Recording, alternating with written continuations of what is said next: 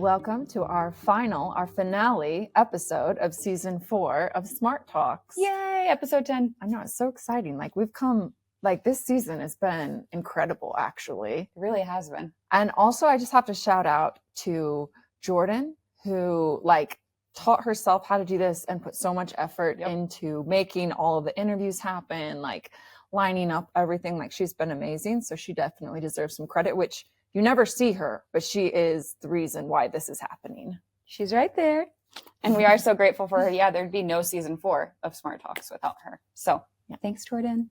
But Heather, what were your favorite moments this season? There were so many. We had so many incredible guests that we got to talk to. We really did. And we had, I think, a really good mixture of experts who shared their expertise and knowledge with us, but then also of really incredible survivor stories that I hope inspired other survivors to come forward, use their voice, tell their story, but also to see that there is life on the other side of sexual violence. So that was really inspirational. I think one of the episodes we both loved was when we got to talk with Dr. Amen. So I imagine that's on the top of your list. Well, I mean, how often do you get to see your brain? Yeah. I don't know that I've actually ever seen a scan of my own brain. I was quite flattered when he told me it was beautiful. Yeah, he did. And he says he doesn't hand those compliments out that often. So yeah, the first thing he said was that. So yeah, you and your pretty brain should be flattered. Although I guess I still need to work on my racket sports skills to wake up the sleepy part of my brain and improve my memory. So there's that. That was good. I also loved Taryn, who came on the podcast recently. Yeah, and just sharing how courageous and brave she is to be sharing her story, talking about it, and pursuing justice outside of the criminal justice system. And I think what also I really appreciated with her, which, I mean, if you haven't listened to her episode yet, listen with caution. But I appreciate it because, I mean, she did share a lot of detail. Mm-hmm. And I can understand how that would be very, very difficult for many people to listen to. But on the flip side of that perspective, I mean, you and I mean, we said it on the podcast with her, I could see how that could so easily have happened to me. I mean, if I was in her situation, or how it could happen to any single person in that situation, just trying to be nice. Yeah, absolutely. It could have been any of us. And I think that is one theme that has come out this season. Don't you think, with all of our episodes, really people coming on, sharing their stories, what they've heard, what they've lived, their lived experience. I hope that that's something that everyone takes as a theme away, is that it can happen to anyone. No matter, you just see the external. It's like with the book, you see the cover and you don't know everything else that happened. And when people are so Jana successful, Kramer. Exactly. Gorgeous. Yeah. Stunning woman. So talented. Kind, so talented. Just beautiful person. And you can look her up, but what you're going to read doesn't even reflect who she is, not even the smallest bit. And you would never know that she had been in a previous marriage where there was domestic violence and she was abused. She courageously also told us her story. But yeah, you're right. Seeing from the outside, this beautiful, talented, successful woman, you wouldn't think that she had been through trauma. You wouldn't think that she had been, that she is a survivor of domestic violence. I mean, same thing with, here she is, up and coming artist, beautiful. It seems like she's so happily married, so talented. When she just broke into song a cappella, no backup, no nothing, I was like, oh, I could never do that. When I studied music back in school, I mean, I was not a singer, but I cried during my music test when they tried to make me sing. It was terrible. And I loved, Emily Favre, her story. She's a super popular influencer. People get to see her in little snippets of her sweet family. But she's been so open, publicly sharing about her childhood and going through the foster care system. And man, if that is not a great example of, I think the quote that she said it's not the cards that you get, it's how you play the hand, maybe.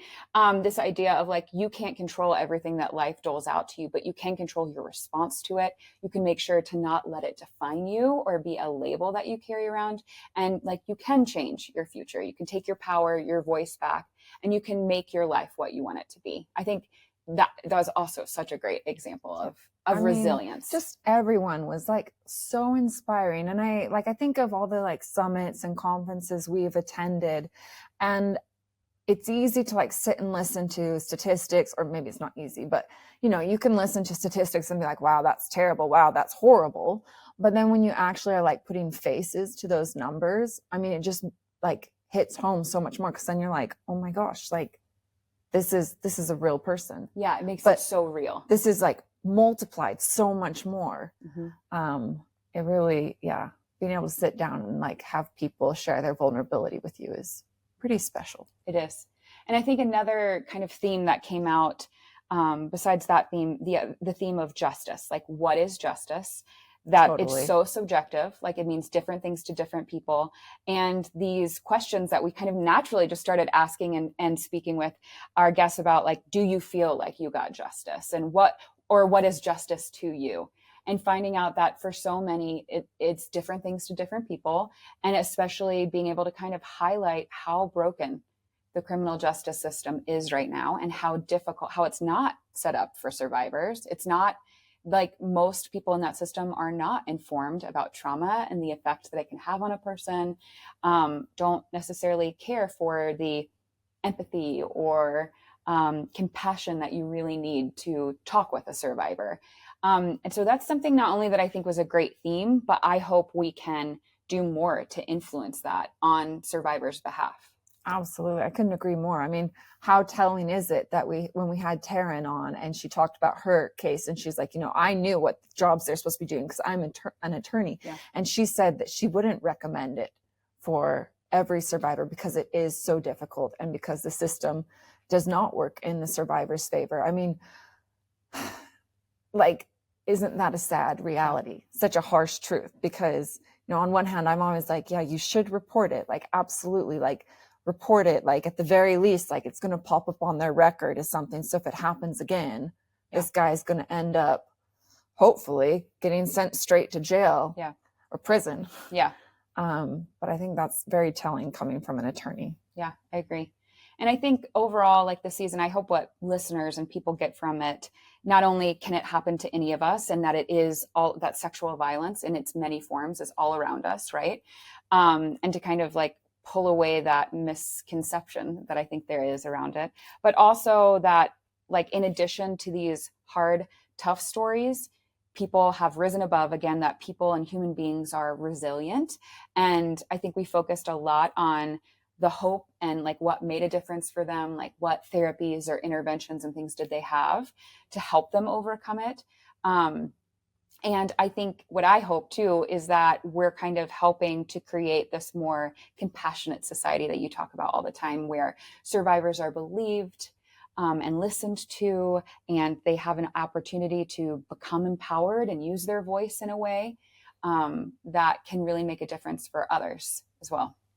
I agree. I hope so. I have the same hope, the same wish. And I look forward to next season. I think we'll just continue to, I think each season is just going to be better and better. Yeah. So here's to season 5. Here's to season 5. Rapid fires. All right. Okay. Heather. We did this to all of our guests. Now we're gonna do it to each other. We started out with icebreakers and this or that. So Elizabeth is about to grill me, and then I'm gonna grill her back. Okay. Who is your celebrity crush? Henry Cavill. Obviously. Superman. He should always be Superman. Yes. Yeah. Okay. Beautiful human. Would you rather read a book or watch a movie? Read a book always. And your answer to that, read a book or watch a movie. Same, right? Read a book. Okay. Oh, it depends what kind of book. We don't need to get into that. Okay. Hiking or biking?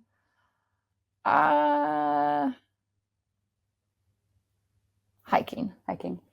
Okay. Beach or mountains? Oh, how about a beach in the mountains? That would be fun. It might exist somewhere, okay, like a lake. Well, A lake. for beach. living, the mountains. For vacation, the beach. Okay, that's a good rule. I like Okay. that one. Okay. How about you? Salty or sweet? Sweet. Chocolate. Always. Dancing or singing?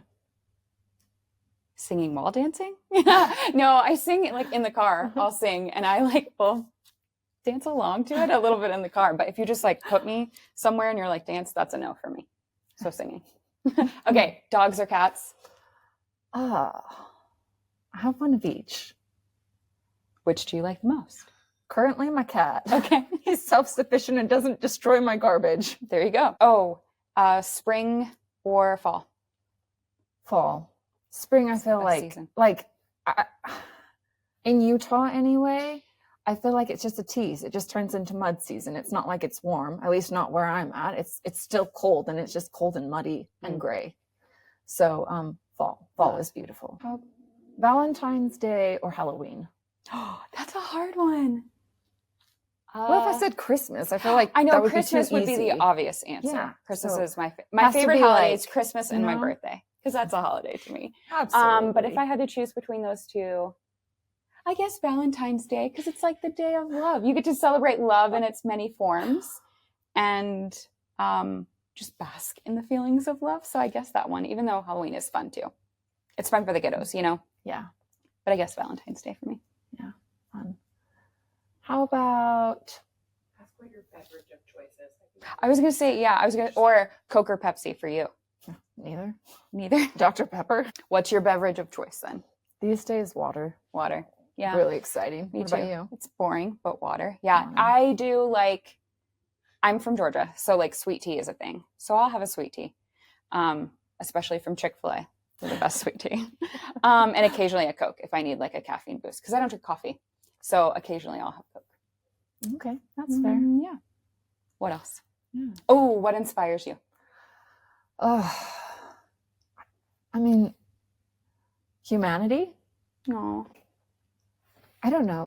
When I see people who are just passionate about what they do, art, or even, I don't know, even something as simple as beauty tutorials where you can just see someone really cares and they're really knowledgeable and they're like trying to like show you how to do it. I mean, maybe it's not my same interest, but like I appreciate their passion for what they're doing and then sharing it with the world. Can you imagine a world where people weren't passionate? Yeah, it would be depressing. It'd be dull. Yeah, Yeah. boring, depressing. Elizabeth, what's your greatest accomplishment for the Elizabeth Smart Foundation? Like, what is the thing that you think is just the best thing we've ever done? That it's still alive. That's true.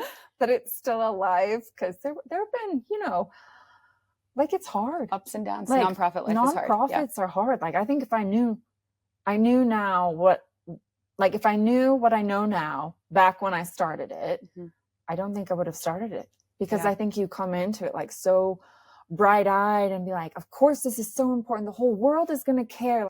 Like, this is like the root cause of so many other problems. Of course people are going to care. But it's hard. It's brutal. It is. So I think I'm probably most proud that we're still here. Well, and because we're still here, like, so many people have been helped and impacted by it. So I think that the people that we serve and work with, like, what an impact it's had on their lives, some of which we'll never know, Okay, greatest accomplishment. I think we kind of similar to you, but I think the fact that we are still engaging people in our programs, we get testimonials and quotes all the time from Smart Defense, for example, saying that the course like saved their lives, that they feel so much more safe, that they feel like they know what to do should an assault occur. And that it just made them more confident, more aware of their surroundings. Like changing someone's life like that is a big deal. Or working with a survivor that's coming up to you or us and saying, I want to tell my story for the first time. To like witness someone taking back their power, their strength, their voice. Any of the times that happens, I think that that's the greatest thing that we've done, that you've created, and we've created a place where people feel safe to tell their story and to tell it. I agree. Your answer is better than mine. No, I'm going to second it, steal it. All right. Well, with that being said, thank you to all of our audience for listening, to continue to listen. I mean, we wouldn't keep doing it if we weren't being listened to. So thank you so much. And if you enjoyed season, please go on, rate it wherever you listen to your podcast, Spotify, Apple, anywhere else. Rate it, give us 5 stars. And also, just if there's anything that you feel so moved or you want to give us feedback, like, we'd love to hear that in the comment section or through social media. Because like Elizabeth said, we want to keep this pertinent. We want you guys to listen, and we want to make a difference in the field. So we really appreciate your feedback, and we read every comment that comes in. So leave us a comment and leave us a rating, and thanks for tuning in. We'll see you for season 5. Bye-bye. That's it for today's episode of Smart Talks. Thank you so much for joining us as we dive into these important conversations about creating a safer, more compassionate world. Remember, sexual violence affects so many, but together we can make a difference by raising awareness, supporting survivors, and advocating for change. If today's episode resonated with you, or if you know someone who would benefit from hearing this, please share it with them. Let's keep the conversation going because every voice matters. You can find more resources and ways to get involved on our website at elizabethsmartfoundation.org. And if you're able, consider making a donation to help us continue our work to end sexual violence and support survivors.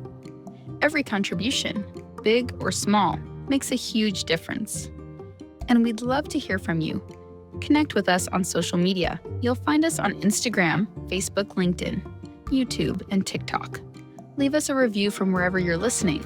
Your feedback helps us to improve and reach even more people. Thanks again for being here, and until next time, remember that each voice can spark change, and together we can make the world a safer place for everyone.